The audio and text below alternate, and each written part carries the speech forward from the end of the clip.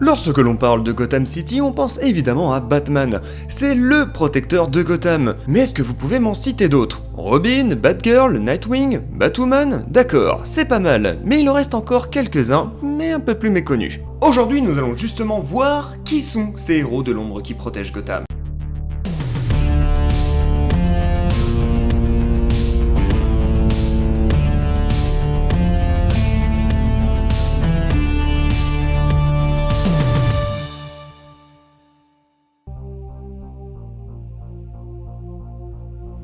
Huntress. Elena Rosa Bertellini a fait sa première apparition en 89 dans la série Huntress. Elle a été créée par Joey Cavalieri et Joey Staton. Elle est la fille d'un parrain de la mafia de Gotham. Alors qu'elle n'est âgée que de 6 ans, elle est kidnappée et abusée par des agents d'une autre famille du crime de Gotham. Après avoir été rendue à ses parents, elle est envoyée dans un pensionnat avec son garde du corps. Elle reste une fille craintive et secrète jusqu'à ses 19 ans. Alors qu'elle est avec sa famille à un mariage, toute sa famille est assassinée sous ses yeux, sur ordre de la mafia. Elle jure de se venger et s'entraîne donc à travers le monde pour revenir quelques années plus tard, prête à se venger sous le nom de Huntress. Après s'être vengée, Elena s'installe à Gotham en tant qu'institutrice le jour et justicière la nuit. Elle fera la rencontre de Robin et travaillera même avec ce dernier. Batman, lui, ne l'accepte pas. Son tempérament extrême va à l'encontre des méthodes du Chevalier Noir. De plus, elle lui rappelle la première Batgirl, qui était la fille du commissaire Gordon. Cependant, elle va travailler avec la Ligue des Justiciers, mais ne fera pas officiellement partie du groupe, car Batman s'oppose à son entrée. Mais après les événements de Rock of Age, où la Ligue du Justicier devait affronter Darkseid, il change d'avis et se dit que l'influence d'autres héros pourrait améliorer son caractère. Pendant quelques temps, cela fonctionne, mais elle est finalement obligée de quitter l'équipe après que Batman l'ait empêché de tuer Prometheus, un super vilain anti-Batman. Elle va par la suite tenir le titre de Batgirl, symbole d'un nouveau départ, mais là encore, elle n'écoute pas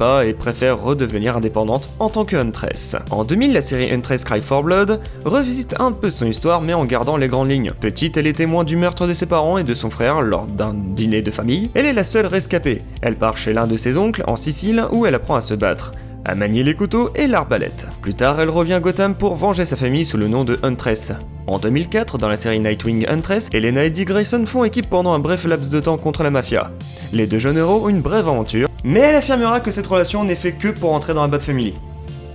C'est pas cool. Elle n'y parviendra pas, mais entrera dans l'équipe Birds of Prey avec Black Canary. Côté pouvoir, elle n'en a aucun. Elle est surentraînée et particulièrement adepte du maniement de l'arbalète. J'avoue qu'entre elle et Batwoman, je sais pas laquelle est la plus badass, donc dites-moi tout ça dans les commentaires. Red Robin. Il fait sa première apparition dans Batman 436 et il a été créé par Marv Wolfman.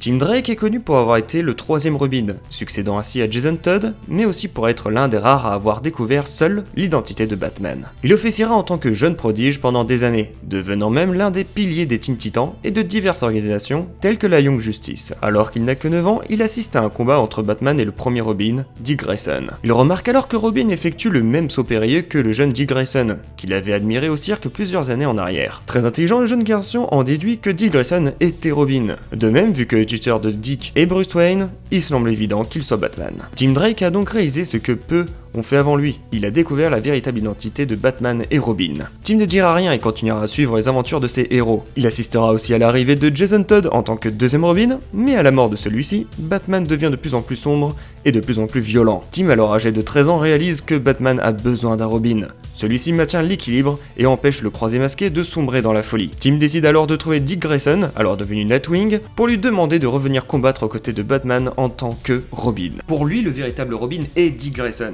Il accepte mais décide de garder son nom de Nightwing. Mais quand Tim décide d'agir, et avec l'aide d'Alfred, il va enfiler la tenue du jeune prodige pour aider ses idoles et arrêter Double Face. Batman, impressionné par les talents du jeune garçon, décide alors de le former et de l'entraîner. Mais une tragédie va frapper le jeune homme, ses parents vont être enlevés par un mystérieux criminel qui se fait appeler Obaeman. Batman arrive trop tard pour arrêter le criminel, et la mère de Tim est tuée tandis que son père, Jack, tombe dans le coma. Bien qu'il ne soit pas le meilleur combattant en tant que Robin, il va continuer de bosser avec le Batman. Il va même lui sauver la vie contre l'épouvantail et deviendra le deuxième meilleur détective après Batman. En grandissant, il laissera sa place de Robin pour devenir Red Robin, plus adapté à sa façon de combattre le crime.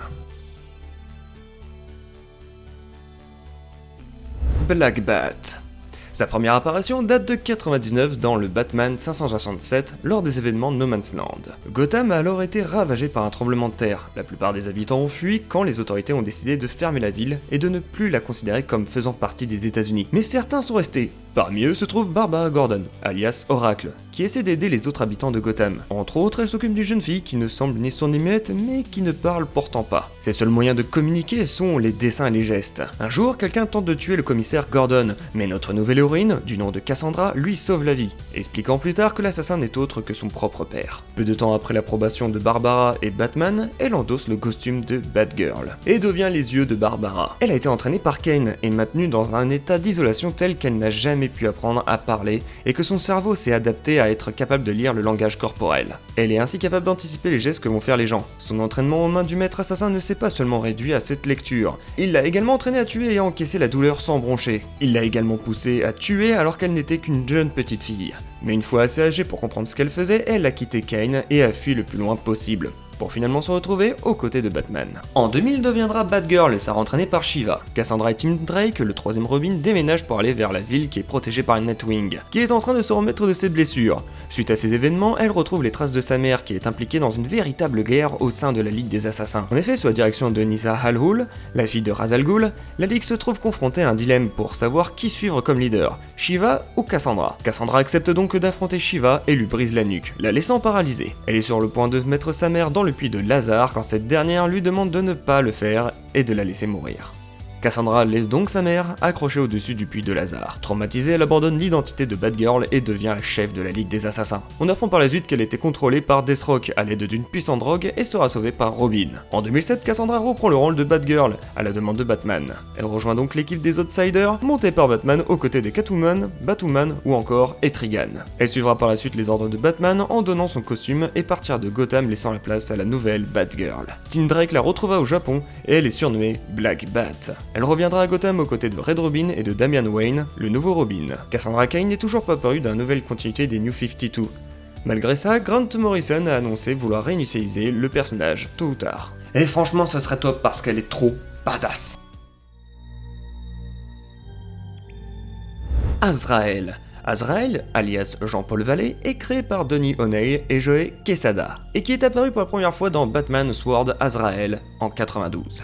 Jean-Paul Vallée est Azrael, un assassin créé par l'ordre de Saint-Dumas, et chargé de faire respecter la volonté de Dieu. Conditionné pour devenir un tueur parfait, il lui faudra l'aide du Chevalier Noir pour quitter l'ordre. Devenant un allié de la Bat-Famille, le personnage est surtout connu pour avoir remplacé Bruce Wayne dans le rôle de Batman après que ce dernier ait été brisé par Bane lors de la saga Knightfall. Alors qu'il n'était qu'un fœtus sous couveuse, le corps et le cerveau de celui qui allait porter le nom de Jean-Paul Vallée furent soumis à des apports chimiques à base de fluides d'animaux. Des années plus tard, une fois adulte, Jean-Paul fut soumis au système, un entraînement physique et psychologique par hypnose. Les capacités du jeune homme ont été alors profondément accrues, à la star des plus grands fauves. Il a vu sa force, son agilité et sa résistance être décuplées. De plus, Jean-Paul a subi une sorte de dédoublement de la personnalité. Afin de gagner ses pouvoirs, il fallait qu'il enfile Azrael, signifiant ainsi que l'homme n'était plus un mortel ordinaire, mais un instrument de la vengeance divine. Et il lui faudra des années pour se défaire de ce conditionnement physique. Le résultat final est un être humain qui est inhumainement fort et rapide, et dispose d'un dédoublement de la personnalité qui fait rage.